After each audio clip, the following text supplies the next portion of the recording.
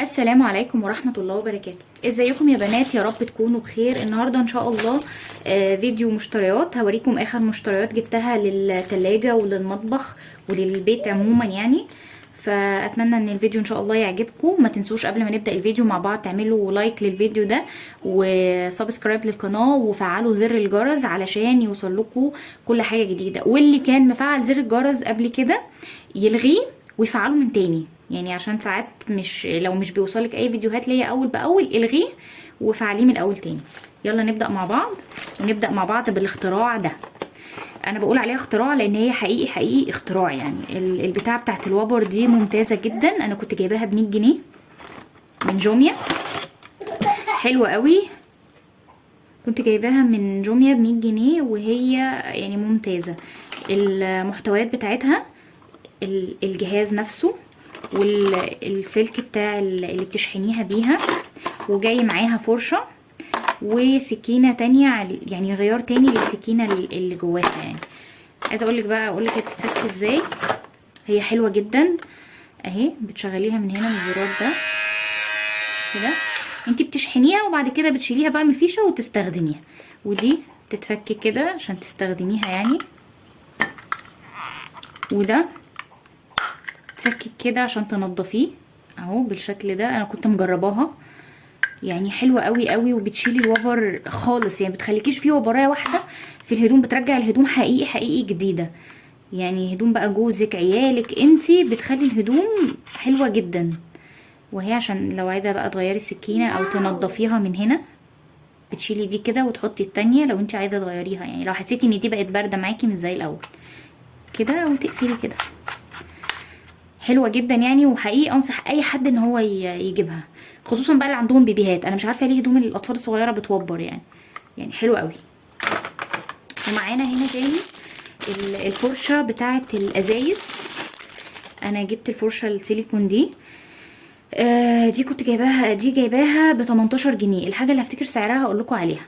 دي جايباها ب 18 جنيه. انا كان عندي اللي هي الفرشه التانية اللي هي فيها شراشيب دي، وفي الاخر من هنا كده سفنجه كده، مش حلوه خالص وباظت. وكان البتاع اللي فيها ده، الشراشيب اللي فيها دي او الريش اللي فيها ده كان بيقع، و يعني لا، وما عجبتنيش، مع اني والله كنت جايباها من نوع نظيف، بس هي ما عجبتنيش ورميتها. فجبت السيليكون بقى هجربها وبقول لكم رايي فيها ايه. يعني انا لسه ما جربتهاش. وجبت ده بقى كنت عايزه اجيبه من زمان قوي والله، بس مأجله. يعني كل ما اجي اجيبه اقول لا مش دلوقتي مش دلوقتي مش دلوقتي. ده كفر الميكروويف اهو. اوريكم شكله. انا جايباه اللون ده عشان يليق على المطبخ عندي. ان شاء الله بوريه لكم بقى وانا فرشاه على المطبخ. يعني ده شكله اهو. وهو بيبقى فيه جيوب كده، في جيب كده من هنا ومن هنا، والناحيه التانية برضو هنا جيبين. حلو قوي قوي قوي. جايباه ب 28. كنت جايباه ب 28 جنيه. وجايباه لونه يعني انا حاساه موف، مش عارفه ليه. انا المطبخ عندي موف كده في ابيض يعني. انا حاسه لايق على المطبخ عندي قوي يعني، فهو لايق على المطبخ عندي قوي يعني. هنشوف بقى معانا ايه تاني. جبت العلبه دي. العلبه دي علبه متقسمه كده من جوه. كنت جايباها ب 15 جنيه تقريبا. يعني فيها 3 خانات اهو زي ما انتم شايفين. قلت تنفعني يعني لو خرجت مثلا بابني ولا حاجه مشوار طويل، عايزه اخد له اكل معايا، مسافره كده، فهتنفع يعني. هي عجبتني اكتر من انها هتنفع يعني، فهي عجبتني عشان كده انا جبتها. وجبت معايا ده بتاع دي. طبعا بقى كلكم عارفينها دلوقتي، طالعه ترند قوي.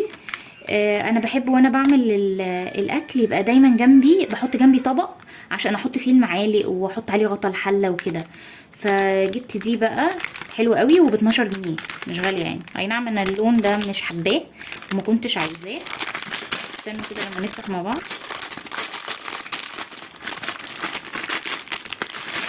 اهو. اللون اهو ده شكلها. انا مش عاجبني اللون ومش حباه، بس يعني قالت لي مفيش غيره، فقلت لها تمام ماشي يعني. فقلت لها تمام مفيش مشكله يعني. وانا قلت بقى لما ننزل في اي وقت او كده اشوف اللون اللي انا محتاجاه وابقى اجيب واحده تانية خلاص. يعني هي ب 12 جنيه يعني. دي كانت ب 12 جنيه. وجبت ده. دي مازوره، للي اسمها مازوره. انا هنقول مقاس بقى وخلاص. ده مقاس للجسم يعني. ممكن تستخدميه طبعا في اي حاجه تانية. هو متر ونص. بتطلعيه كده وتحطيه هنا كده بالشكل ده كده، وتقيسي بيه بقى يعني اي حاجه بقى. يعني مثلا هنجرب على الحته دي كده. المهم يعني ان انت بتحطيه كده اهو بالشكل ده كده، وتقيسي بيه بقى اهو كده. فانا جايباه بقى هينفع عندي. انا ما عنديش اصلا مقاس، وبتدوسي على الزرار ده عشان تدخل كده. انا ما عنديش متر خالص، فقلت هينفع بقى في اي حاجه يعني. ينفع ليا للبيت اي حاجه انا عايزه اقيسها يعني هي قد ايه اقيس بيه. ده كان ب35 جنيه وحلو يعني، ومتر ونص. وجبت ده غطا ميكروويف، اللي هو بتحطيه على الاكل كده من جوه وتغطي فيه عشان الاكل يتوزع سواء، يعني يوزع التسخين على الاكل كله، فما ما تبقاش حته وحته يعني. وكمان عشان في حاجات بتطرطش كده في الميكروويف عشان ما يتبهدلش. فحلو قوي برضو، عجبني، وكان ب30 جنيه. فقلت اجيبه يعني. فقلت اجيبه بقى عشان انا اصلا يعني كنت محتاجاه. طبعا الصينيه المشهوره اللي مفيش بيت دلوقتي ما بقاش في الصينيه دي. الصينيه دي برضو انا كنت عايزه اجيبها بقالي كتير قوي، تقريبا من ساعه ما طلعت، وكنت محتاجه اللون الابيض، بس ما لقيتش اللون الابيض، ما لقيتش غير اللون ده. هي حلوه جدا ومتينه، ويعني شكلها حلو، و35 جنيه على فكره يعني، مش غاليه. فجابت لي بقى اللون ده لانها ما لقيتش الابيض، فقلت اللون ده احسن يعني من الوان تانية. وانا لو نزلت في اي وقت ولقيت الابيض ابقى اجيبها. ودي كانت ب35 جنيه. نيجي هنا بقى للزرعه دي او الفازه دي، الزهريه دي، مش عارفه اسمها ايه. المهم ان هي عجبتني يعني. هي بتاعتين زرع كده ونجفه كده، او ايه اسمه، ايه، عمود نور على ستاند ازاز زي ما انتم شايفين كده اهو. شكلها حلو قوي وشيك، وكنت جايباها ب50 جنيه يعني. حلوة عجبتني، والالوان بتاعتها يعني هتنفع عن الديكور عندي وكده. ده شكلها. وجبت الاتنين دول، الواحدة ب15 جنيه، اللي هما العجل بتاع العجل وفيه ورد ده. برضو شكلهم عجبني والوانهم، قلت هينفعوا عندي في المطبخ، في الشقة، في اي حاجة يعني، او الواحد يعمل ديكور كده شكله حلو. وجبت الطبق ده لآدم عشان تقسيم الاكل وكده يعني، احط له فيه الاكل بدل ما بحط له الاكل في الاطباق بتاعتنا. وهو بلاستيك نوعه حلو يعني، وبيدخل ميكرويف وبيدخل غسالة الاطباق، وبلاستيك من النضيف الكويس. وجبت بقى المنظمات دي للتلاجة. انا التلاجة عندي سداح مداح كده وكله على بعضه، فقلت عايزة انظمها يعني. فجبت بقى المنظمات دي. جبت الاتنين دول، كان الواحد ب19 جنيه، ده وده.